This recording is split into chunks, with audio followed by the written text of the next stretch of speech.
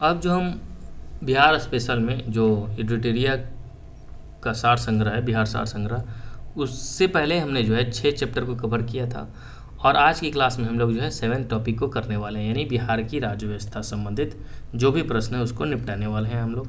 तो देखिए, बिहार की राज्य व्यवस्था जो है हम लोग करेंगे। तो संपूर्ण बिहार की राज्य व्यवस्था जो है हम इस क्लास में करने वाले हैं। तो देखिए क्या है पॉइंट कि पृथक बिहार प्रांत की गठन की घोषणा जो हुआ था 1911 में की गई थी। हम सभी जानते हैं कि जो बिहार अलग होने की जो प्रक्रिया शुरू हुई थी, कब हुई थी घोषणा? तो 1911 में की गई थी, यानी पृथक बिहार प्रांत गठन की घोषणा की गई थी 1911 में। 1911 में घोषणा कर दिया गया था कि जो है बिहार एक अलग प्रांत बनेगा, ठीक है। लेकिन फिर क्या हुआ, तत्पश्चात 1912 में पृथक बिहार राज्य का गठन हुआ। 1911 में घोषणा हुआ और 1912 में जो है क्या हुआ, पृथक बिहार राज्य का गठन भी हो गया। तो मतलब 1 साल बाद ही पृथक राज्य जो है बन गया बिहार। तो पृथक बिहार राज्य में प्रथम विभाजन सभा जो हुआ था 1937 में हुआ था। तो पृथक बिहार राज्य में प्रथम विधानसभा का चुनाव कब हुआ था? तो प्रथम जो है विधानसभा का चुनाव 1937 में हुआ था, याद रखना है। पूछ सकता है प्रश्न कि सबसे पहले की घोषणा कब हुआ था पृथक बिहार राज्य की प्रांत बनने की? 1911 में। सेकेंड प्रश्न पूछेगा कि फिर बिहार राज्य जो पृथक बना कब? तो 1912 में है, बन गया था। घोषणा 1911 में हुआ, बना 1912 में, ठीक है। फिर पूछेगा कि पृथक बिहार राज्य में प्रथम विधानसभा का चुनाव कब हुआ था? तो 1937 में प्रथम विधानसभा का चुनाव हुआ, ठीक है। और विधानसभा में उस समय विधानसभा के लिए 152 तथा विधान परिषद के लिए 30 सीटों की व्यवस्था की गई थी। तो उस समय जो था विधानसभा में कितने, यानी 1937 में जब चुनाव हुआ था तो उस समय विधानसभा के लिए 152 सीट और विधान परिषद के लिए जो है 30 सीटों की जो है व्यवस्था की गई थी। राज्य में 152 में से 70 निर्वाचन क्षेत्र समान नागरिकों के लिए था और 15 जो था अनुसूचित जातियों के लिए थे और 7 अनुसूचित जनजातियों के लिए था, 39 जो था मुस्लिमों के लिए था और 4 महिलाओं के लिए था और 2 आंग्ल भारतीय और 2 यूरोपीय समुदाय तथा 13 विशिष्ट क्षेत्र व्यवसाय, उद्योग, भूस्वामी, शिक्षक आदि के लिए सुरक्षित था। तो यानी राज्य में 152 में से 70 निर्वाचन क्षेत्र जो था वो क्या था, समान नागरिकों के लिए था, ठीक है। और बाकी 15 अनुसूचित जाति, 7 अनुसूचित जनजाति और 39 मुस्लिमों, 4 महिलाओं, 2 आंग्ल भारतीय, 2 यूरोपीय समुदाय, 13 विशिष्ट क्षेत्र और व्यवसाय जो उद्योग, भूस्वामी हो, शिक्षक हो, उनके लिए जो था सुरक्षित था, ठीक है। यानी बाकी जो था वो क्या था, रिजर्व था 70 के बाद। अब देखते हैं कि चुनाव में जो था 98 सीटों पर कांग्रेस ने जीत दर्ज की। यानी जब चुनाव हुआ तो 98 सीटों पर किसने जीता? तो 152 में से 98 सीटों पर जो है कांग्रेस ने जीत दर्ज की और 20 सीटों पर जो है मुस्लिम लीग ने जीत दर्ज की। और जिसमें मुस्लिम लीग ने कितने सीटों पर जो है जीत दर्ज की? तो 20 सीटों पर जो है सीट दर्ज की। कांग्रेस को सरकार बनाने का निमंत्रण मिला। कांग्रेस को क्या हुआ कि सरकार, अब सीटें तो कांग्रेस ने जीती 98 सीटें, तो कांग्रेस को जो है सरकार बनाने का निमंत्रण मिला। तो उस समय थे श्री कृष्ण सिंह, ठीक है। तो श्री कृष्ण सिंह ने कांग्रेस पार्टी के आदेश पर पद ग्रहण से पूर्व सरकार से राजनीतिक स्वायत्तता और आश्वासन मांगा। तो श्री कृष्ण सिंह जो थे उन्होंने कांग्रेस पार्टी के आदेश पर पद ग्रहण से पहले क्या किया, उन्होंने सरकार से राजनीतिक स्वायत्तता का आश्वासन मांगा और आश्वासन नहीं मिलने पर श्री कृष्ण ने मंत्रिमंडल गठन से जो है इनकार कर दिया। अब इनको जो है आश्वासन नहीं दिया गया मिला तो इन्होंने श्री कृष्ण सिंह ने मंत्रिमंडल गठन से क्या कर दिया, कि इनकार कर दिया कि हम मंत्रिमंडल में भाई मुख्यमंत्री नहीं बन पाएंगे, ठीक है।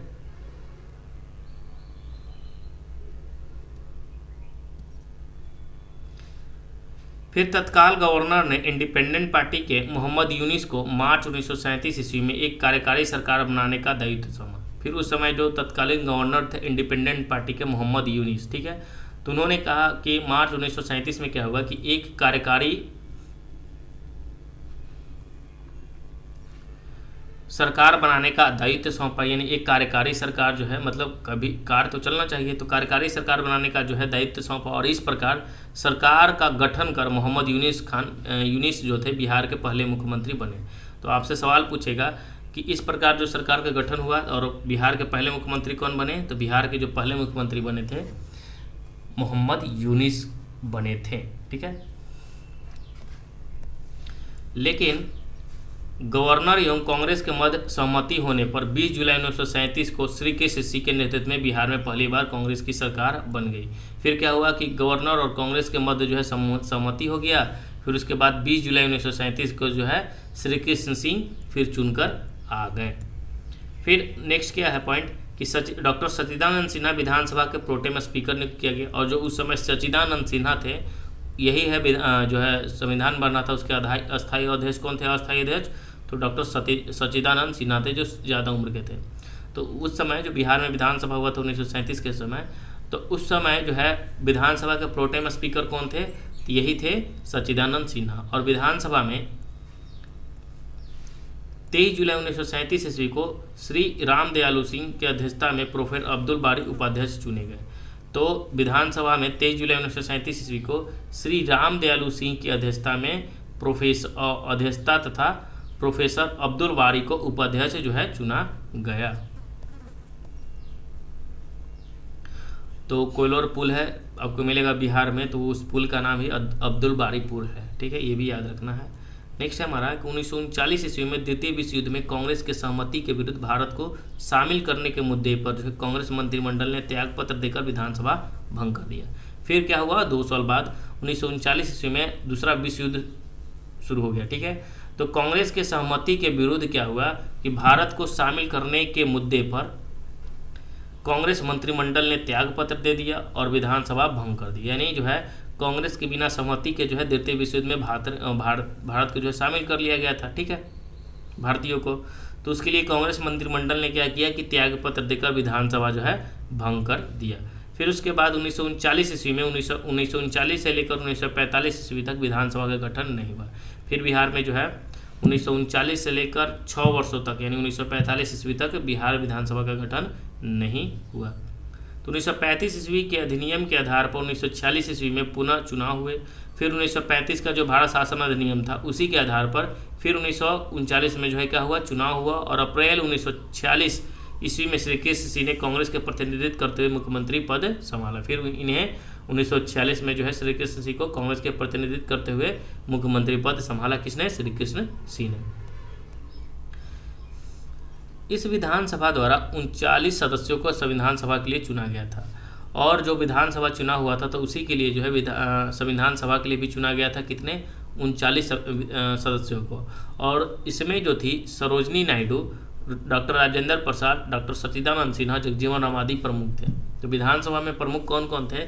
सरोजनी नायडू जी थे, डॉक्टर राजेंद्र प्रसाद थे और सच्चिदानंद सिन्हा जो थे प्रोटेम स्पीकर थे विधानसभा के। और इन्हें भी जो है संविधान सभा का जो है सदस्य चुना जाता है। और जगजीवन राम थे, वो बिहारी के थे। ठीक है, ये सभी जो थे प्रमुख थे। स्वतंत्र भारत का जो पहला आम चुनाव हुआ वो कब हुआ? जब देश आज़ाद हो गया। तो पहला बिहार में आम चुनाव हुआ कब? 1952 में हुआ। और बिहार विधानसभा के 330 सीटों के लिए चुनाव हुआ। और बिहार विधानसभा में कितने सीटों पर चुनाव हुआ? तो 330 सीटों पर चुनाव हुआ स्वतंत्रता के बाद 1952 में। और स्वतंत्र भारत के प्रथम मुख्यमंत्री श्री कृष्ण सिंह थे। तो आपसे प्रश्न पूछेगा कि स्वतंत्र भारत के जो प्रथम मुख्यमंत्री कौन थे? तो श्री कृष्ण सिंह थे।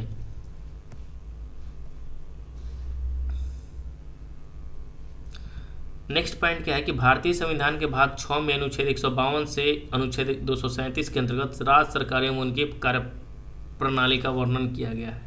तो आपसे प्रश्न पूछ सकता है कि राज्य सरकार का वर्णन और उसकी कार्य प्रणाली का वर्णन जो है कितने भाग में किया गया है?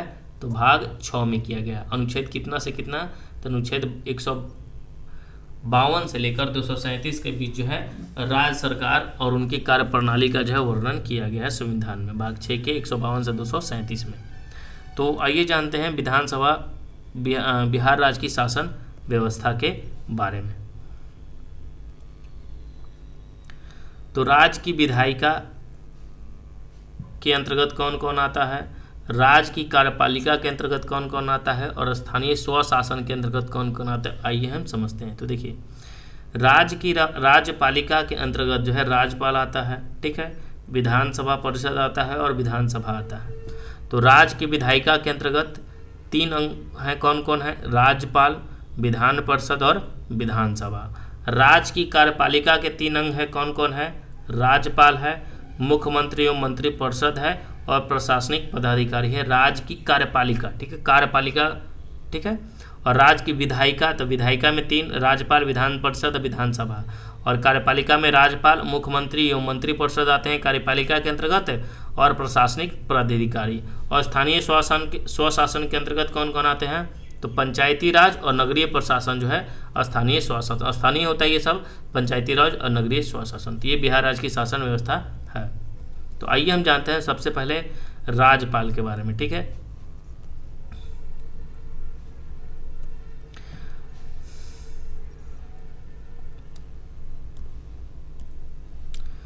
राज्य सरकार का संवैधानिक प्रमुख जो होता है वो राज्यपाल होता है।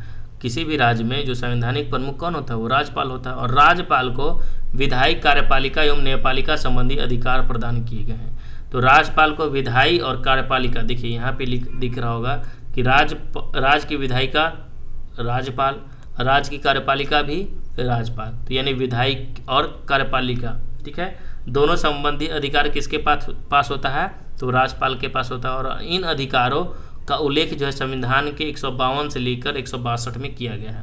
तो इसका जो उल्लेख कब से कब किया गया है, 152 से लेकर 162 में किया गया, यानी 152 से 162 में किया गया है इन अधिकारों का उल्लेख। तो राज्य सरकार का संवैधानिक प्रमुख राज्यपाल होता है और राज्यपाल को विधायी, कार्यपालिका एवं न्यायपालिका संबंधी अधिकार प्रदत्त किए गए हैं। और इन अधिकारों का उल्लेख संविधान में अनुच्छेद 152 से लेकर 162 में किया गया है। राज्यपाल संवैधानिक प्रमुख होता है। राज्यपाल कौन होता है, संवैधानिक प्रमुख होता है, लेकिन वह मंत्रिपरिषद की सलाह पर कार्य करता है।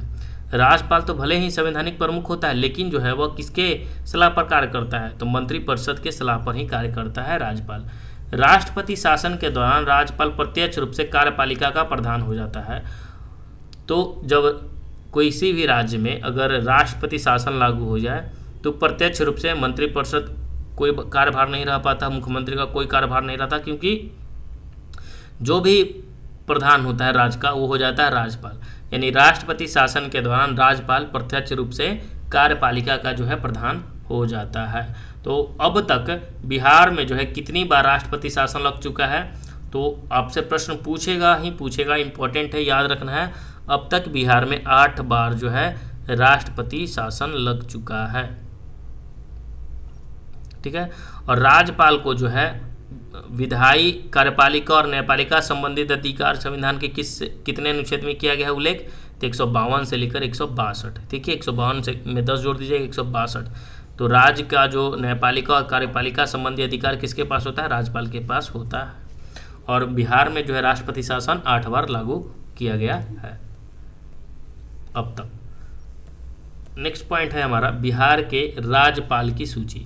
कौन कौन जो है बिहार के राज्यपाल, तो सबसे पहले सभी को याद करने की आवश्यकता नहीं है कब से कब बने, कब से कब तक, ये नहीं याद रखना है। सबसे पहले आपको याद रखना है पहला, ठीक है। तो पहला इसमें कौन है, सर जेम्स शिफ्टन, ठीक है। ये 1935 से 1937 तक रहे थे, ठीक है। तो ये सभी जो थे राज्यपाल थे वो स्वतंत्रता के पहले थे, ठीक है। और जब देश आज़ाद हुआ था उससे पहले कौन थे, सर होपडे थे, ठीक है। सर होपडे जो थे वो राज्यपाल थे, बिहार के राज्यपाल स्वतंत्रता के पहले। इन सभी को याद करने की आवश्यकता नहीं है। स्वतंत्रता के बाद जो है बिहार के राज्यपाल की सूची देख लेते हैं। तो देखिए पहले राज्यपाल कौन थे स्वतंत्रता के बाद, तो जय रामदास दौलत राम थे। 15 अगस्त 1947 को बने थे, 11 जनवरी 1948 तक ये रहे थे, ठीक है। तो पहला याद रखना है। दूसरा है Madhavi Shrihari Anne, R Diwakar, doctor Zakir Hussain, important है इसलिए इसको याद रखना है, ठीक है। डॉक्टर जाकिर हुसैन जो थे बिहार के चौथे राज्यपाल थे। क्या में थे, चौथे राज्यपाल थे। फिर उसके बाद एम.एस. अयंगर थे, फिर नित्यानंद कानूनगो थे, न्यायमूर्ति UN सिन्हा थे, देवकांत बरुआ थे, रामचंद्र धुंडीबा भंडारे थे, जगन्नाथ कौशल थे, न्यायमूर्ति BN के सिंह थे, और अखलाक उर रहमान किदवई भी थे, पहली बार बने थे। P. वेंकटा सुबैया थे और गोविंद नारायण सिंह थे, और न्यायमूर्ति दीपक कुमार सेन थे, ठीक है। और R.D. प्रधान थे और जगन्नाथ पहाड़िया थे। ये सभी जो थे राज्यपाल बहुत सारे हुए, ठीक है। तो बिहार में जो जाकिर हुसैन थे बिहार के चौथे राज्यपाल थे, याद रखना। और पहले राज्यपाल कौन थे, जय रामदास दौलत राम। और आपसे पूछेगा कि स्वतंत्रता के पहले प्रथम राज्यपाल कौन थे, तो सर जेम्स शिफ्ट, ठीक है, प्रथम राज्यपाल थे 1935 में, ठीक है। और देश आज़ाद होने के पहले जो थे सर ऑफ डे थे, ठीक है, सर ऑफ डे। तो दो नाम याद रखना है, सर जेम्स शिप्टन और सर ऑफ डे। और इसमें भी 2 नाम याद रखना है, जयराम दास दौलत राम पहले थे स्वतंत्रता के बाद पहले राज्यपाल बिहार के, और चौथे थे डॉक्टर जाकिर हुसैन, इसलिए इम्पोर्टेंट है, बाकी सभी इम्पोर्टेंट नहीं है। ठीक है,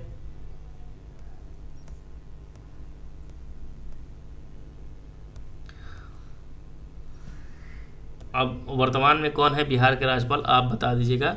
जो 41 क्रम के हैं, अभी वर्तमान में कौन राज्यपाल है आप बताइएगा। ठीक है, अब देखिए कमेंट में, बिहार जाकिर हुसैन एवं रामनाथ कोविंद बिहार के ऐसे 2 राज्यपाल रहे जो आगे चलकर भारत के राष्ट्रपति भी रहे। एक जाकिर हुसैन और रामनाथ कोविंद, ये भी याद रखना है कि जो रामनाथ कोविंद थे बिहार के 37वें राज्यपाल थे, ये भी इम्पोर्टेंट है, हम छूट गया, सॉरी 36वें, ये नहीं, केसरीनाथ त्रिपाठी नहीं, ये थे रामनाथ कोविंद। ठीक है, ये 36वें थे। ठीक है, तो ये जो थे राज्यपाल रामनाथ कोविंद, ये राष्ट्रपति भी बाद में बने थे। तो जाकिर हुसैन और रामनाथ कोविंद बिहार के ऐसे 2 राज्यपाल रहे जो आगे चलकर क्या बने, भारत के राष्ट्रपति भी बने। और श्री फागू चौहान बिहार के 40वें राज्यपाल भी हैं। फागू चौहान के बारे में भी याद रखना है कि फागू चौहान जो है बिहार के 40वें थे, लेकिन अभी वर्तमान में कौन है आप कमेंट सेक्शन में बताइएगा। ठीक है, पदासीन का मतलब क्या होता है, देखिए इसका अर्थ होता है उस समय राज्यपाल का पद खाली था और वहाँ जब तक जो है पद खाली हो तो राज्य के उच्च न्यायालय के न्यायमूर्ति उस राज्य के राज्यपाल का कार्यभार जो है संभालते हैं, ये सभी तो हम लोग जानते ही हैं। नेक्स्ट हमारा है पॉइंट विधानसभा के बारे में। हमने राज्यपाल के बारे में देख लिया, अब जो है हम लोग विधानसभा, बिहार विधानसभा के बारे में संबंधित जो है प्रश्न देखते हैं। तो बिहार राज्य की विधायिका कैसी है, तो 2 सदनीय है। ठीक है, जिसमें विधानसभा जो है उच्च सदन और एक अस्थायी सदन होता है। तो देखिए बिहार राज्य की विधायिका जो होता है 2 सदनीय है, जिसमें विधान परिषद जो होता है वो अस्थायी होता है, विधानसभा तो अस्थायी होता है। ठीक है, वो कभी भंग हो सकता है।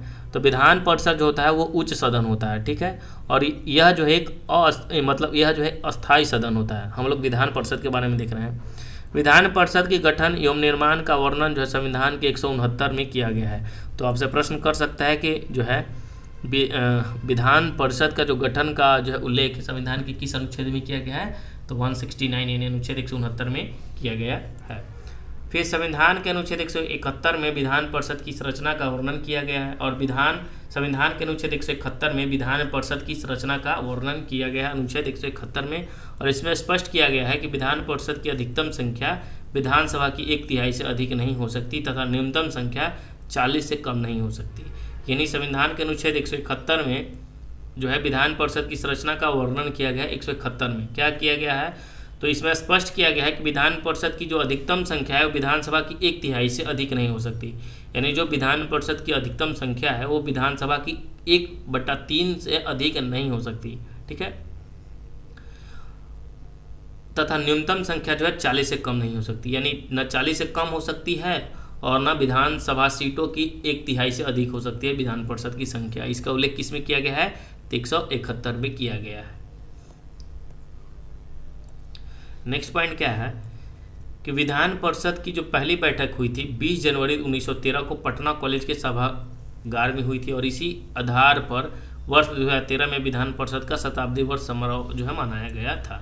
तो पहली विधान परिषद की पहली बैठक कब हुई थी, 1913 में, ये डेट याद रखना है। 1 लाइनर में पूछ सकता है कि विधान परिषद की बिहार में जो पहली बैठक कब हुई थी, 1913 में, कहाँ पे हुआ था, तो पटना कॉलेज के सभागार में किया गया था। नेक्स्ट पॉइंट है कि बिहार विधान परिषद में कुल सीटों की संख्या कितना है। वर्तमान में जो है बिहार विधानसभा की विधान परिषद की कुल सीटों की संख्या 75 है, याद रखना है। विधान परिषद एक अस्थायी सदन होता है, हम सभी जानते हैं, और ये कभी जो है भंग नहीं होता है, और इसमें इसके 1/3 सदस्य प्रति 2 वर्ष पर जो है अवकाश ग्रहण कर लेते हैं। यानी 1/3 जो लोग होते हैं हर एक 2 साल पर जो है क्या करते हैं, अवकाश ग्रहण कर लेते हैं।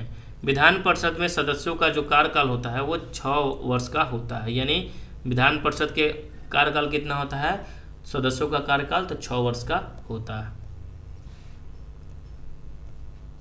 विधान परिषद में सदस्यों का चयन निम्न प्रकार से होता है। सबसे पहले चयन कैसे होता है, तो देखिए 1/3 सदस्य विधानसभा सदस्यों के द्वारा होता है, 1/3 सदस्य स्थानीय निकाय के द्वारा होता है, और 1/6 सदस्य राज्यपाल के द्वारा मनोनीत किए जाते हैं, और 1/12 सदस्य शिक्षकों के द्वारा, और 1/12 सदस्य स्नातक निर्वाचकों के द्वारा किए जाते हैं। यानी जो विधान परिषद के सदस्य बनते हैं वो कैसे बनते हैं, तो सबसे पहले विधानसभा के 1/3 सदस्य जो हैं चुने जाते हैं विधान परिषद में, ठीक है। फिर स्थानीय जो निकाय होते हैं उनसे 1/3 चुने जाते हैं। फिर राज्यपाल के द्वारा जो है 1/6 मनोनीत किए जाते हैं विधान परिषद में, ठीक है। राज्यपाल के द्वारा विधान परिषद में कितने मनोनीत किए जाते हैं, 1/6। याद रखना, ये छोटा है क्वेश्चन लेकिन बहुत इंपॉर्टेंट है, ठीक है।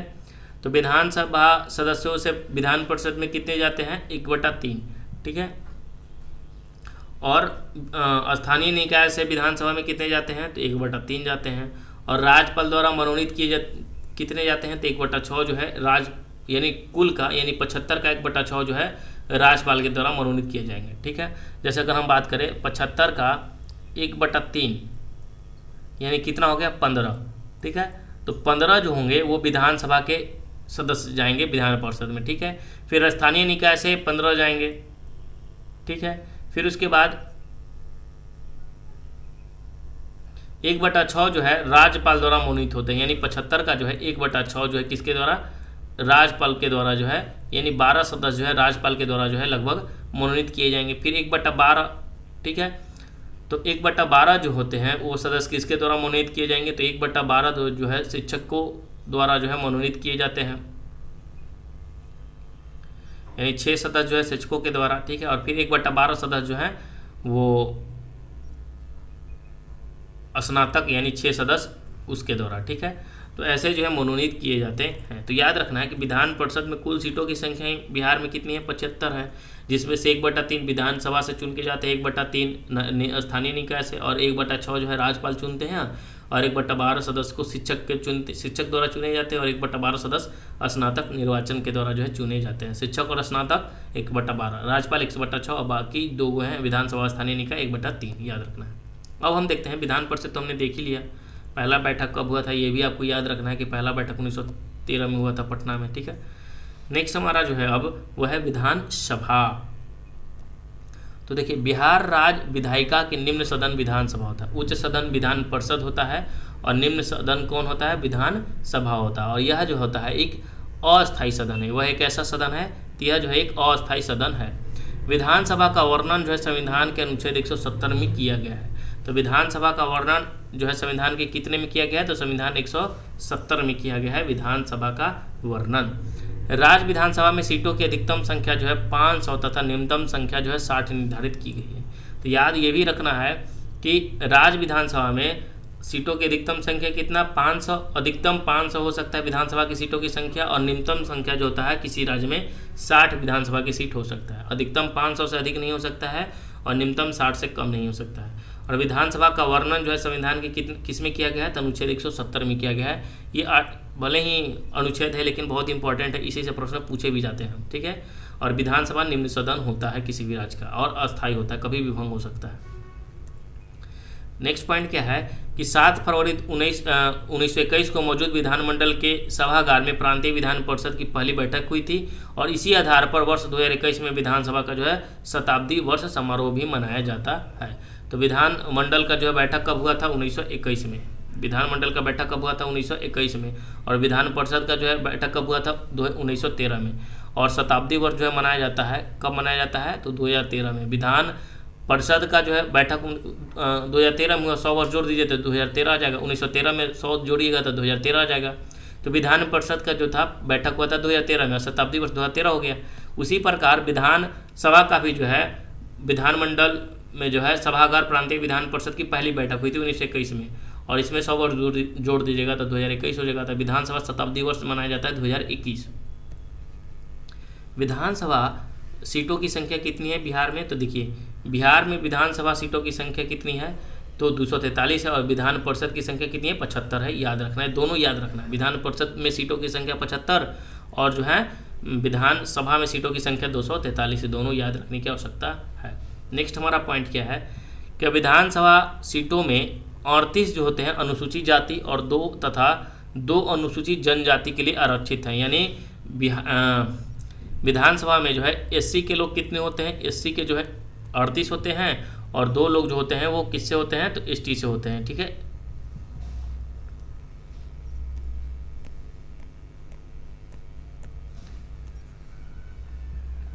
तो बिहार विधानसभा में 38 अनुसूचित जाति के लोग यानी एसटी के लोग होते हैं और 2 लोग जो होते हैं वो एसटी से होते हैं, ये भी आपको मालूम होना चाहिए।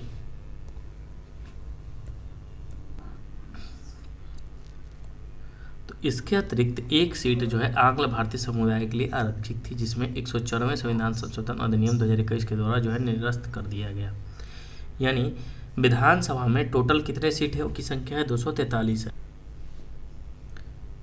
विधानसभा सदस्यों का जो कार्यकाल था वो 5 वर्षों का होता है, लेकिन विभिन्न परिस्थितियों में इसे कार्यकाल पूरा होने के पूर्व ही भंग कर लिया जाता है। तो सबसे पहले हमने ऊपर क्या देखा था कि विधानसभा सीटों में, यानी कहने का मतलब है मेरे भाई देखिए 243 को बिहार विधानसभा सीटों की संख्या है 243। 243 में 38 जो है वो एससी सीट है, ठीक है, शेड्यूल कास्ट के लिए है, रिजर्व, ठीक है। और इसमें 243 में ही 2 सीट जो है वो एसटी जो है, एसटी के लिए जो है रिजर्व है, यानी शेड्यूल जो है ट्राइब्स के लिए जो है रिजर्व है। और इसके अतिरिक्त एक सीट जो होता है आंग्ल भारतीय समुदाय के लिए आरक्षित थी। पहले जो था एक सीट जो था वो आंग्ल भारतीय के लिए जो था आरक्षित था, ठीक है, रिजर्व रहता था। लेकिन क्या हुआ कि 2021 में, कब 2021 में जो है इसे निरस्त कर दिया गया। क्या कर दिया गया? निरस्त कर दिया गया। जो एक सीट आंग्ल भारतीय के लिए मौजूद था उसे जो है हटा दिया गया। और ये जो है 104 अमेंडमेंट जो है किया गया था संविधान में, 104 जो है संविधान संशोधन अधिनियम किया गया और इसे जो है निरस्त कर दिया गया, याद रखना है।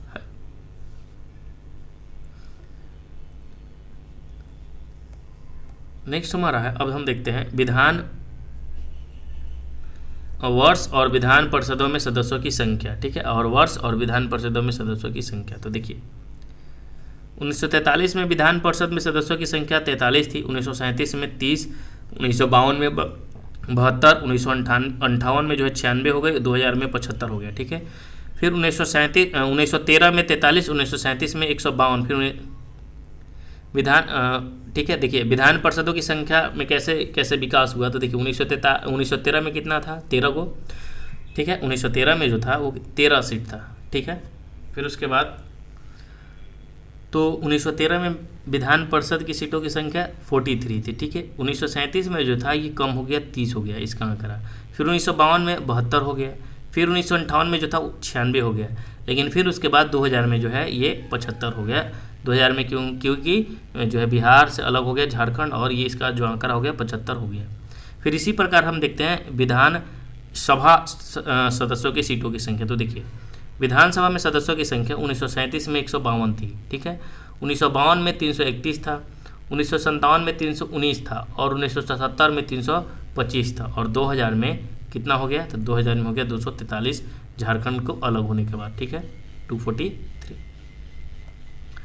अब जो हम देखते हैं मुख्यमंत्री से रिलेटेड जो भी प्रश्न है उसको हम निपटाते हैं, ठीक है। तो देखिए राज्य की कार्यपालिका का जो वास्तविक प्रधान होता है वो मुख्यमंत्री होता है, और मुख्यमंत्री की अध्यक्षता में मंत्रिपरिषद का गठन होता है, और अनुच्छेद 163 के तहत राज्यपाल को सहयोग प्रदान करते हैं। यानी जो है इसका सहयोग कौन प्रदान करते हैं? तो राज्यपाल करते हैं अनुच्छेद 163 के तहत।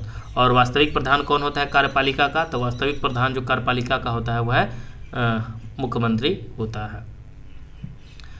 मुख्यमंत्री मंत्रिपरिषद मंत्रिमंडल की बैठक की अध्यक्षता करता है तथा राज्य के विकास के लिए उत्तरदायित्व का निर्वहन भी करता है। तो मुख्यमंत्री जो होता है मंत्रिपरिषद एवं मंत्रिमंडल की बैठक की अध्यक्षता करता है तथा राज्य के विकास के लिए जो है उत्तरदायित्व का जो है निर्वहन करता है। मुख्यमंत्री राज्य में देश के प्रधानमंत्री के समान होता है। जैसे देश में प्रधानमंत्री हो वैसे ही राज्य में मुख्यमंत्री होता है। समानतः मुख्यमंत्री का जो कार्यकाल 5 वर्षों का होता है, लेकिन बहुमत खोने पर और अन्य विषम परिस्थितियों में पहले भी पद त्याग करना पड़ सकता है। और यहाँ जो है बिहार के मुख्यमंत्री की सूची भी दी गई है, उन सभी को देखते हैं। तो देखिए प्रथम जो मुख्यमंत्री थे बिहार के देश आज़ाद होने से पहले मोहम्मद यूनिस थे, ठीक है। फिर उसके बाद श्री कृष्ण सिंह बन गए, ठीक है। ये देश आज़ाद होने के पहले की बात कर रहा है, ठीक है। तो स्वतंत्रता के पहले जो प्रथम मुख्यमंत्री कौन थे बिहार के? तो मोहम्मद यूनिस थे। यही 2 को नाम याद रखना है, ठीक है। अब जो है फिर उसके बाद देखिए भोला पासवान शास्त्री थे। राष्ट्रपति शासन में पहली बार इन्हीं के शासन में लगा था। फिर भोला पासवान शास्त्री थे, दूसरी बार जो है राष्ट्रपति शासन लगा इन्हीं के समय में। तो पहली बार जब राष्ट्रपति शासन लगा था तो उस समय कौन थे मुख्यमंत्री? भोला पासवान शास्त्री, ठीक है। फिर दूसरी बार राष्ट्रपति शासन लागू हुआ तो कब कौन थे मुख्यमंत्री? भोला पासवान शास्त्री थे। फिर तीसरी बार राष्ट्रपति शासन लागू हुआ तो कौन थे? भोला पासवान शास्त्री ही थे बिहार में, ठीक है। और चौथी बार जब राष्ट्रपति शासन लागू हुआ तो बिहार में कौन थे? जगन्नाथ मिश्रा थे, याद रखना है, ठीक है। और पांचवी बार जब राष्ट्रपति शासन लागू हुआ तो बिहार में कौन थे? राम सुंदर दास थे बिहार के मुख्यमंत्री। छठी बार जब राष्ट्रपति शासन लागू हुआ तो बिहार में मुख्यमंत्री थे लालू यादव। और सातवीं बार राष्ट्रपति शासन लागू हुआ तो बिहार में मुख्यमंत्री थे राबड़ी देवी थे, ठीक है। और अभी वर्तमान में कौन है? तो वर्तमान में नीतीश कुमार है। फिर उसके बाद राष्ट्रपति शासन जो है, राबड़ी देवी तीसरी बार मुख्यमंत्री बनती हैं, ठीक है। फिर मतलब राबड़ी बार जो है 3 बार जो है बनते हैं मुख्यमंत्री राबड़ी देवी। तो 8वीं बार भी जो राष्ट्रपति शासन हुआ वो राबड़ी देवी के काल में ही लगा था। और 35वें जो मुख्यमंत्री कौन थे? तो 35वें मुख्यमंत्री थे नीतीश कुमार। 34वें मुख्यमंत्री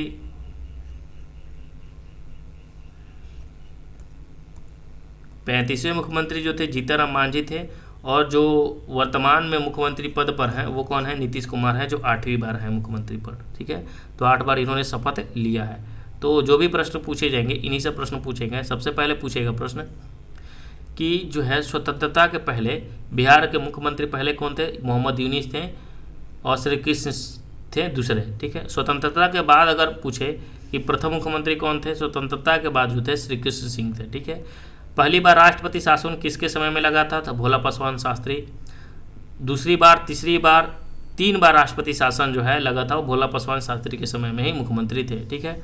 और जब चौथी बार राष्ट्रपति शासन हुआ तो उस समय बिहार के मुख्यमंत्री जगन्नाथ मिश्रा थे। और 5वीं बार राष्ट्रपति शासन हुआ तो राम सुंदर दास थे, ठीक है। छठी बार राष्ट्रपति शासन लागू हुआ तो लालू प्रसाद यादव थे। फिर 6ठी, 7वीं और 8वीं, ठीक है, इन तीनों में जो है राबड़ी देवी थी, ठीक है। लालू प्रसाद 6ठी में थे और 7वीं 8वीं में कौन थे? तो थे राबड़ी देवी थे राष्ट्रपति शासन के समय, ठीक है। और उसके बाद जो है नीतीश कुमार 8वीं बार शपथ लिए और जीतनराम मांझी जो थे वो 35वें मुख्यमंत्री थे, याद रखना। नेक्स्ट है अब हमारा, यहाँ आपका क्लियर हो जाएगा। ब्रिटिश शासन में बिहार के प्रथम मुख्यमंत्री थे, ब्रिटिश शासन में बिहार के प्रथम मुख्यमंत्री थे मोहम्मद यूनिस 1937 में। स्वतंत्र बिहार के प्रथम मुख्यमंत्री थे श्री कृष्ण सिंह। बिहार के प्रथम हरिजन मुख्यमंत्री कौन थे? भोला पासवान शास्त्री। और बिहार के प्रथम निर्दलीय मुख्यमंत्री थे महामाया प्रसाद सिन्हा, जो थे निर्दलीय मुख्यमंत्री थे, ठीक है। और बिहार के प्रथम मुस्लिम मुख्यमंत्री कौन थे? तो मुस्लिम मुख्यमंत्री थे अब्दुल गफर, ठीक है, अब्दुल गफूर। और बिहार के प्रथम महिला मुख्यमंत्री कौन थे? श्रीमती राबड़ी देवी। और बिहार के सर्वाधिक कार्यकाल वाले मुख्यमंत्री कौन हुए? श्री नीतीश कुमार। ये रिकॉर्ड तोड़ दिए, ठीक है। अब जो हम देखते हैं वो है स्थानीय स्वशासन के बारे में, ठीक है, स्थानीय स्वशासन के बारे में। तो देखिए, पंचायती राज व्यवस्था से संबंधित प्रश्न को हम लोग अब देखने वाले हैं। तो स्वतंत्रता उपरांत ही 1947 ईस्वी में बिहार में पंचायती राज व्यवस्था के संबंध में अधिनियम बनाया गया था। जब देश आज़ाद हुआ तो उसके बाद ही बिहार में पंचायती राज व्यवस्था के संबंध में अधिनियम बनाए गए थे।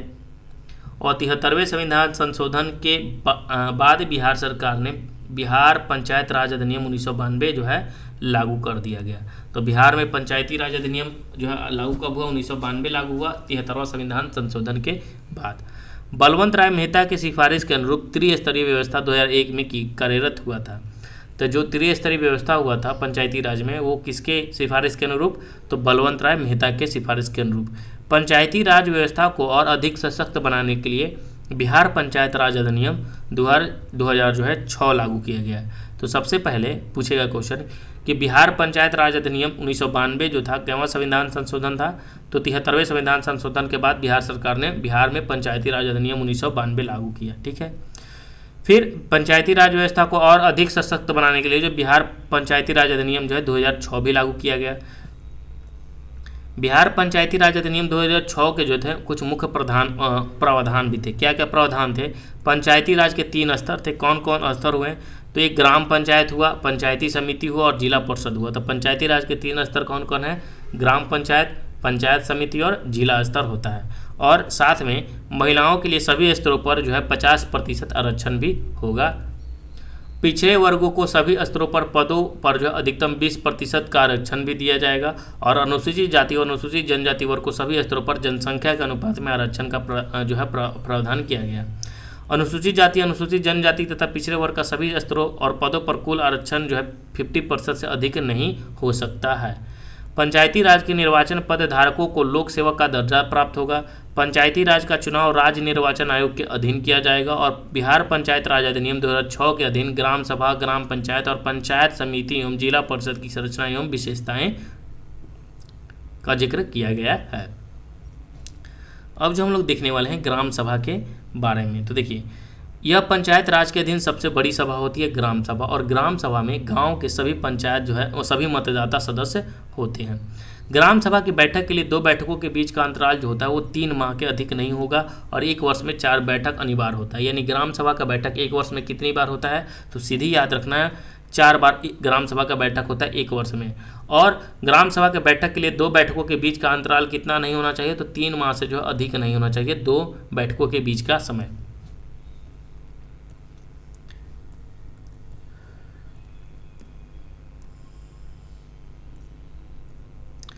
ग्राम सभा के बैठक का आयोजन मुखिया द्वारा किया जाता है और ग्राम सभा का कोरम जो है कुल सदस्य का 1/20 होता है। तो ये भी प्रश्न पूछे जाते हैं कि ग्राम सभा के बैठक का आयोजन किसके द्वारा होता है, तो मुखिया करता है ग्राम सभा के बैठक का आयोजन। और ग्राम सभा का जो कोरम होता है यानी गण पूर्ति होता है, कैसे होता है, तो कुल सदस्यों का 1/20 होना अनिवार्य होता है, यानी 1/20 जो होता है कोरम तब होता है 1/20 गण पूर्ति। नेक्स्ट है कि ग्राम सभा की प्रत्येक बैठक की अध्यक्षता संबंध ग्राम पंचायत के मुखिया द्वारा की जाती है तथा उनकी अनुपस्थिति में उप मुखिया द्वारा की जाती है। अगर ग्राम पंचायत में मुखिया अनुपस्थित है तो उसके अनुपस्थिति में कौन करता है, जो उप मुखिया होता है वो ग्राम पंचायत का जो है जो अध्यक्षता की बैठक करता है। नेक्स्ट पॉइंट क्या है कि ग्राम सभा का मुख्य कृत्य और कार्य विकासात्मक कार्यों में सहयोग करना और लाभुकों की पहचान करना, अंशदान देना और सौहार्द बढ़ाना तथा निगरानी समिति द्वारा कार्यों का जो है पर्यवेक्षण करना है। अब जो हम लोग देखने वाले हैं ग्राम पंचायत से रिलेटेड प्रश्न, तो देखिए निर्वाचित मुखिया, उप मुखिया एवं वार्ड सदस्यों को मिलाकर 7000 की जनसंख्या पर एक ग्राम पंचायत का जो है गठन किया गया है। यानी जो निर्वाचित मुखिया होते हैं, उप मुखिया होते हैं एवं वार्ड सदस्यों को मिलाकर 7000 की जनसंख्या पर एक ग्राम पंचायत का गठन किया गया है। यानी 7000 जो है जनसंख्या अगर होता है तो एक ग्राम पंचायत का गठन किया गया है, जिसमें मुखिया और उप मुखिया जो है और वार्ड सदस्य को मिलाकर, ठीक है, 7000 की जनसंख्या पर एक ही ग्राम पंचायत का गठन किया जाता है। ग्राम पंचायत का कार्यकाल 5 वर्षों का होता है और ग्राम पंचायत का चुनाव उसके विघटन के 6 माह के अंदर ही पूरा कर लिया जाता है। मुखिया जो होता है वो इनका चुनाव जो होता है प्रत्यक्ष मतदान के द्वारा होता है और उप मुखिया जो होता है इसका चुनाव वार्ड सदस्यों के बहुमत के द्वारा अप्रत्यक्ष चुनाव से होता है। ठीक है, तो उप मुखिया में जो है जनता वोट नहीं देती हैं, जो वार्ड लोग होते हैं वही चुनते हैं उप मुखिया को। ठीक है, और बहुमत बराबर होने की स्थिति में परिणाम जो है लॉटरी के द्वारा किया जाता है। अब हम वार्ड सदस्य की बात करते हैं। ठीक है, तो देखिए वार्ड सदस्य में क्या है कि प्रत्येक वार्ड के लिए एक वार्ड का चुनाव प्रत्यक्ष मतदान के द्वारा होता है। यानी वार्ड सदस्य जो चुने जाते हैं वो प्रत्यक्ष मतदान के द्वारा, यानी जनता चुनती है वोट देकर, और प्रत्येक 500 जनसंख्या पर एक वार्ड सदस्य का निर्वाचन होता है। यानी अगर गांव में 500 की जनसंख्या तो वहाँ जो है एक वार्ड का जो है निर्वाचन होता है। मुखिया उप मुखिया अपना त्याग पत्र जिला पंचायत राज पदाधिकारी को स्वयं लिखकर दे सकते हैं। यानी अगर मुखिया हो या उप मुखिया हो, अगर वो अपना त्याग पत्र देना चाहता है, ठीक है, तो त्याग पत्र वो किसे देगा, तो राज पदाधिकारी को जो है सौंप जो है दे सकता है लिखकर स्वयं ही। ठीक है, वार्ड सदस्य अपना त्याग पत्र स्वयं लिखकर मुखिया को दे सकता है, जिसके 7 दिन बाद उसका पद रिक्त हो जाएगा। ठीक है, और जो वार्ड सदस्य का जो है त्याग पत्र, वार्ड सदस्य किसे त्याग पत्र लिख सकता है, तो मुखिया को दे सकता है, और जिसके 7 दिन के बाद क्या हो जाता है, पद जो होता है वो रिक्त हो जाता है। ग्राम पंचायत की बैठक के लिए जो है गण पूर्ति सदस्यों की कुल संख्या की आधी होने की, यानी जो ग्राम पंचायत की बैठक के लिए गण पूर्ति के सदस्यों की कुल संख्या कितनी होगी, 1/2 होगी, याद रखना है। और ग्राम सभा के लिए जो है गण पूर्ति कितना होना चाहिए, तो याद रखना है ग्राम सभा के लिए जो है वो गण पूर्ति 1/10 होना अनिवार्य होता है। 1/20 अनिवार्य होता है ग्राम सभा के लिए, गण पूर्ति के लिए। ठीक है, और ग्राम पंचायत के बैठक के लिए जो होता है 1/2 होता है अनिवार्य। तो ग्राम सभा के लिए 1/20 और 1/2 होता है ग्राम पंचायत के लिए, याद रखना है। नेक्स्ट हमारा जो है पॉइंट क्या है, कि प्रत्येक ग्राम पंचायत क्षेत्र में न्यायिक वृत्तियों के लिए एक ग्राम कचहरी होती है और ग्राम कचहरी का प्रधान जो होता है वो सरपंच होता है और जो प्रत्यक्ष मतदान द्वारा जो है निर्वाचित होता है, यानी सरपंच को वोट से चुना जाता है। ग्राम पंचायत के सभी वार्ड में एक पंच सदस्य प्रत्यक्ष मतदान के द्वारा जो है निर्वाचित होते हैं और पंच को भी वार्ड में चुना जाता है। ठीक है, निर्वाचित पंच सदस्य सरपंच अपने में से एक उप सरपंच का चुनाव अप्रत्यक्ष मतदान के द्वारा करता है, यानी सरपंच जो है उप सरपंच को भी चुनता है अप्रत्यक्ष मतदान के द्वारा। और प्रत्येक ग्राम कचहरी की सहायता के लिए एक सचिव और न्याय मित्र की नियुक्ति की जाती है, यानी प्रत्येक ग्राम कचहरी के लिए जो है एक सचिव और जो है न्याय मित्र की नियुक्ति की जाती है। सरपंच एवं उप सरपंच अपना त्याग पत्र जो होता है वो जिला पंचायत राज पदाधिकारी को जो है स्वलिखित आवेदन कर सकता है। तो ये पॉइंट याद रखना है कि सरपंच जो है किसे दे सकता है, जिला पंचायत राज अधिकारी को जो है दे सकता है, और मुखिया जो है और उप मुखिया भी किसे दे सकता है, तो जिला पंचायत राज अधिकारी को देता है। नेक्स्ट पॉइंट है कि ग्राम कचहरी का कोई जो है 5 पंच अपना त्यागपत्र स्वलिखित आवेदन द्वारा सरपंच को देता है, यानी ग्राम कचहरी का कोई भी पंच है तो अपना जो त्यागपत्र दे सकता है स्वलिखित आवेदन के द्वारा दे सकता है। अब समझते हैं हम पंचायत समिति। ठीक है, पंचायत समिति के बारे में। तो देखिए, प्रखंड स्तर पर पंचायत समिति होती है और प्रत्येक 5000 की जनसंख्या पर एक पंचायत समिति सदस्य का जो है निर्वाचन होता है। तो प्रखंड स्तर पर पंचायत समिति होती है और प्रत्येक 5000 की जनसंख्या पर एक पंचायत समिति का सदस्य निर्वाचन होता है। पंचायत समिति सदस्यों का निर्वाचन प्रत्यक्ष मतदान के द्वारा होता है और पंचायत समिति सदस्य निर्वाचन उपरांत अपने सदस्यों में से प्रमुख एवं उप प्रमुख का जो है चुनाव करते हैं। प्रमुख एवं उप प्रमुख का चुनाव पंचायत समिति सदस्यों द्वारा जो है अप्रत्यक्ष मतदान के द्वारा किया जाता है। प्रमुख जो होते हैं पंचायत समिति के बैठक की अध्यक्षता करता है और प्रमुख जो होता है अपना त्यागपत्र लिखित रूप से अनुमंडल दंडाधिकारी को देता है। ठीक है, तो अनुमंडल जो है जिलाधिकारी को देता है, वो सब हमने देखा, मुखिया हो गए, ठीक है, और ये सभी जो होते हैं मुखिया हो गए और उप मुखिया हो गए, ये सभी जो होते हैं देता है किसे, जिला अधिकारी को। ठीक है, और प्रमुख जो होता है वो अपना त्यागपत्र लिखित रूप से किसे देता है, तो अनुमंडल दंडाधिकारी को देता है। ठीक है, और पंचायत जैसे बात करते हैं तो प्रखंड स्तर पर पंचायत समिति होती है और प्रत्येक 5000 की जनसंख्या पर एक पंचायत समिति का सदस्य निर्वाचन होता है और पंचायत समिति जो है सदस्यों का निर्वाचन जो होता है वोट से होता है और पंचायत समिति सदस्य निर्वाचन के उपरांत अपने सदस्य में से प्रमुख एवं उप प्रमुख का जो चुनाव करता है और जो भी जो है गांव के पंचायत समिति का चुनाव होता है तो पंचायत समिति मिलकर जो है प्रमुख को चुनाव करते हैं। ठीक है, और प्रमुख और उप प्रमुख का जो है चुनाव होता है और प्रमुख एवं उप प्रमुख का जो चुनाव होता है पंचायत समिति सदस्यों द्वारा अप्रत्यक्ष रूप से किया जाता है। ठीक है, उसे जो है वोट नहीं दिया जाता है। ठीक है, जो भी प्रमुख होंगे आपके गाँव के या इलाके के, उन्हें जो है वोट देकर ना अप्रत्यक्ष रूप से जो है पंचायत समिति के जो लोग होते हैं वो चुनते हैं। जैसे उप मुखिया को लोग वार्ड चुनते हैं उसी प्रकार जो है प्रमुख को लोग वही चुनते हैं। ठीक है, और प्रमुख जो होता है पंचायत समिति की बैठक की जो है अध्यक्षता करता है। उप प्रमुख अपना त्यागपत्र स्वलिखित रूप से जो है प्रमुख को देता है और पंचायत समिति का सदस्य अपना त्यागपत्र जो है स्वलिखित रूप से प्रमुख को देता है।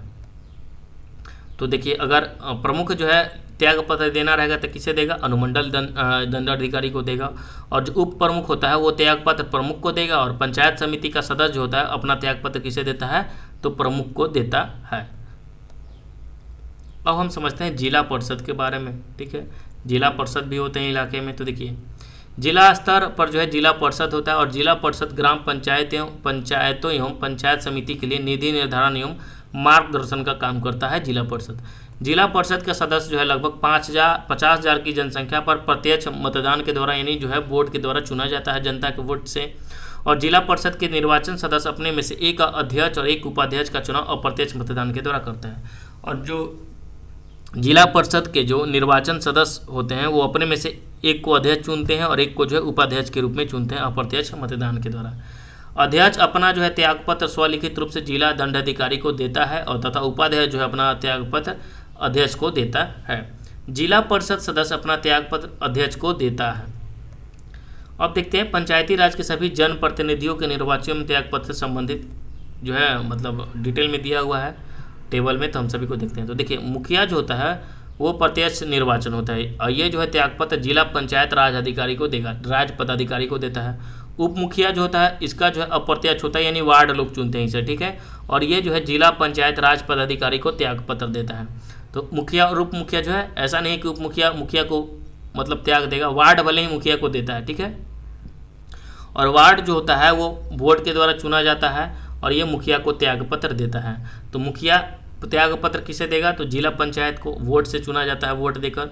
उप मुखिया को जो है मुखिया चुनते हैं, वार्ड लोग चुनते हैं उप मुखिया को, और जिला पंचायती राज अधिकारी को ये त्यागपत्र देता है। वार्ड सदस्य जो होते हैं उसे कौन चुनता है, तो वार्ड सदस्य जो होता है वो जनता चुनती है और ये मुखिया को त्यागपत्र देता है अगर नहीं करना है तो, ठीक है, नहीं रहना है वार्ड सदस्य तो। और प्रमुख जो होता है, प्रमुख का जो चुनाव होता है वो भी होता है अप्रत्यक्ष रूप से, ठीक है। और अनुमंडल दंडाधिकारी को जो है यह त्यागपत्र देता है। उप प्रमुख जो होता है वो भी अप्रत्यक्ष से चुना जाता है, लेकिन ये जो त्यागपत्र देता है प्रमुख को देता है। और पंचायत समिति के सदस्य जो होते हैं वही लोग जो है प्रमुख को चुनते हैं, ठीक है। और पंचायत समिति का सदस्य जो होता है वो निर्वाचन होता है प्रत्यक्ष के रूप में वोट के द्वारा, और त्यागपत्र किसे देता है, तो प्रमुख को देता है।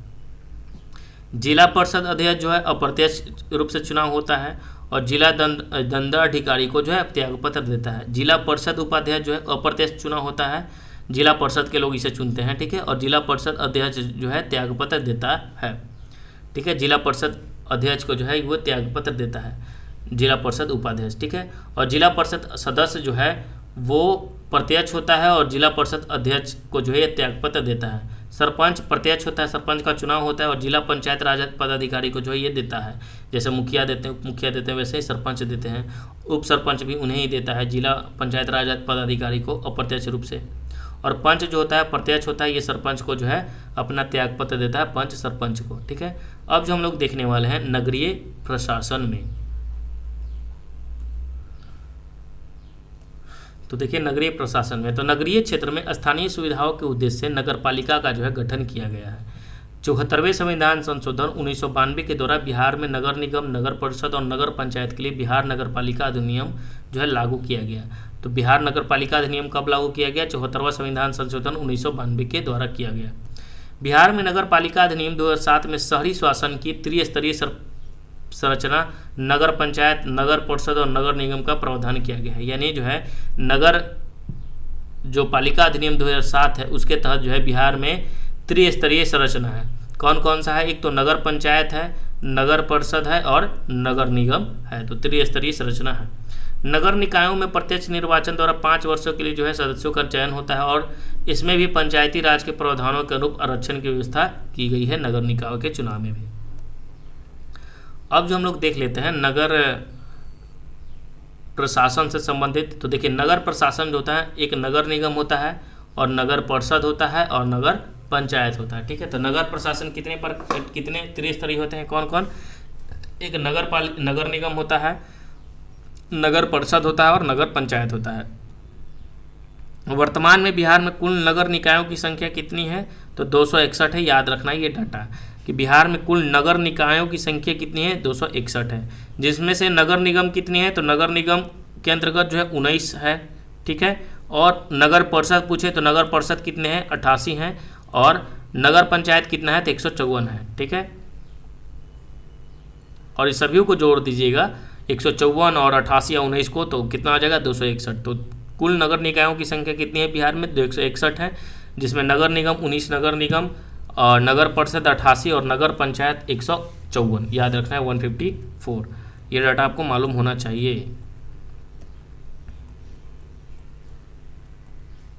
154 मालूम होना चाहिए। 19, 88, 154, 19, 88, 154, नगर निगम 19, नगर परिषद 88, नगर पंचायत 154, कुल कितना 261, याद रखना है। अब हम देखते हैं बिहार में न्यायपालिका के बारे में।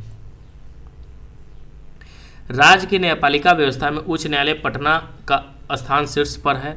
पटना उच्च न्यायालय का गठन भारत सरकार अधिनियम 1909 के अंतर्गत 3 फरवरी 1916 को किया गया। तो सबसे पहले आपसे सवाल यही पूछेगा कि पटना जो है उच्च न्यायालय की स्थापना कब की गई, तो 3 फरवरी को जो है 3 फरवरी 1916 को किया गया। कब, भारत सरकार अधिनियम 1909 के अंतर्गत किया गया था। पटना उच्च न्यायालय का गठन भारत सरकार अधिनियम 1909 के अंतर्गत 3 फरवरी 1916 को किया गया था। और इसके जो प्रथम न्यायाधीश थे कौन थे, तो प्रथम न्यायाधीश में याद रखना है कि सर एडवर्ड मेनार्ड डेस चैम्प्स कैमियर, ठीक है। तो यानी याद रखना है कि चैम्प्स कैमियर जो थे इसके प्रथम मुख्य न्यायाधीश थे, ठीक है। एडवर्ड मेनार्ड डेस चैम्प्स कैमियर। बहुत बड़ा नाम है, ठीक है, याद रखना है। इनका नाम क्या है? सर एडवर्ड मेनार्ड डेस चैम्प्स कैमियर, ठीक है। इसके प्रथम मुख्य न्यायाधीश थे पटना उच्च न्यायालय के। उच्च न्यायालय पटना में मुख्य न्यायाधीश सहित 29 न्यायाधीश हैं और 14 जो है अतिरिक्त न्यायाधीश है। तो पटना उच्च न्यायालय में मुख्य न्यायाधीश की संख्या कितनी है? तो पटना उच्च न्यायालय तो उच्च न्यायालय पटना में मुख्य न्यायाधीश सहित जो है कितने? 29 न्यायाधीश हैं, यानी एक मुख्य न्यायाधीश होता है और अन्य होता है, तो 28 और एक कितने हो गए? 29। तो 29 न्यायाधीश हैं तथा 14 जो होते हैं वो अतिरिक्त न्यायाधीश है। तो अतिरिक्त न्यायाधीश पटना में कितने हैं? तो 14 हैं। और मुख्य न्यायाधीश सहित कितने हैं न्यायाधीश? तो 29 हैं, ठीक है। बिहार के न्यायिक व्यवस्था में जिला एवं अनुमंडल स्तर पर अधीनस्थ न्यायालय है, यानी बिहार में न्यायिक व्यवस्था पर जिला एवं अनुमंडल स्तर पर अधीनस्थ न्यायालय भी है। तो बिहार में न्यायपालिका की अगर बात करें तो बिहार में न्यायपालिका की बात करने पर 1909 के अंतर्गत जो है 3 फरवरी 1916 को जो है पटना उच्च न्यायालय की स्थापना किया गया था। नेक्स्ट है हमारा प्रशासनिक व्यवस्था। प्रशासनिक व्यवस्था के बारे में हम लोग देखते हैं। तो प्रशासनिक व्यवस्था को सुचारू रूप से चलाने के लिए राज्य को प्रशासनिक रूप से विभाजित किया गया है, प्रशासनिक इकाई के रूप में और प्रशासनिक उच्च पदाधिकारी के रूप में। तो देखिए, राज्य में जो होता है प्रशासनिक उच्च पदाधिकारी वो मुख्य सचिव होता है, CS, ठीक है। प्रमंडल में आयुक्त होता है, कमिश्नर होता है, और जिला में जिला पदाधिकारी यानी DM होता है, डिस्ट्रिक्ट मजिस्ट्रेट, ठीक है। और अनुमंडल में जो होता है अनुमंडल पदाधिकारी SDO होता है। और प्रखंड अंचल में जो होता है प्रखंड विकास पदाधिकारी BDO और अंचल पदाधिकारी CO होता है। तो याद रखना है कि प्रशासनिक इकाई और प्रशासनिक उच्च पदाधिकारी, तो राज्य में कौन होता है प्रशासनिक उच्च पदाधिकारी? तो राज्य में होता है मुख्य सचिव CS, प्रमंडल में होता है आयुक्त कमिश्नर, राज्य में मुख्य सचिव CS, प्रमंडल में कमिश्नर, जिला में DM, अनुमंडल में SDO, ठीक है, और प्रखंड में BDO CO। तो याद रखना है आपको, जिला याद होगा, अनुमंडल वाला याद होगा, प्रखंड वाला याद होगा। तो राज्य में याद रखना है मुख्य सचिव CS, प्रमंडल में जो है कमिश्नर आयुक्त होता है, प्रमंडल में आयुक्त होता है, राज्य में मुख्य सचिव, राज्य में मुख्य सचिव, प्रमंडल में आयुक्त, ठीक है।